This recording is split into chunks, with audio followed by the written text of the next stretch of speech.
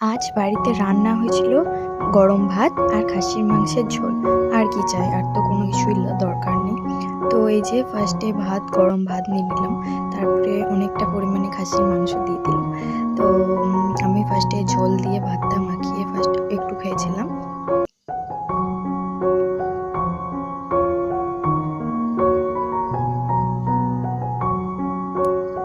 তারপরে আবারও ঝোল দিয়ে একটু ভাতটা মাখিয়ে একটু মটনের সাথে ভাতটা মাখিয়ে খেয়েছি। মটনটা কিন্তু সত্যিই খুবই সুন্দর খেতে হয়েছিল। এই যে একটা নলির পিস।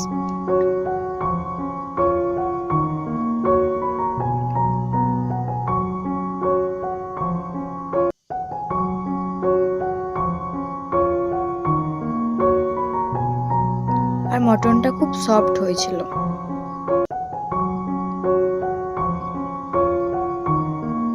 এই যে একটা চর্বির পিস পেয়েছি, কি নরম আর কি জুসি।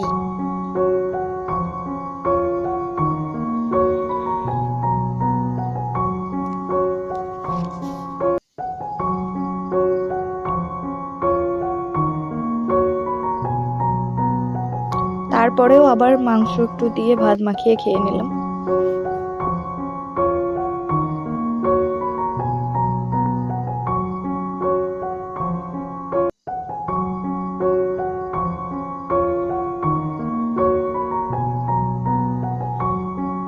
এই যে কি সফট হয়েছিল মটনটা। এই যে লাস্ট এইটুকু ভাত দিয়ে মটন দিয়ে খেয়ে নিয়েছিলাম।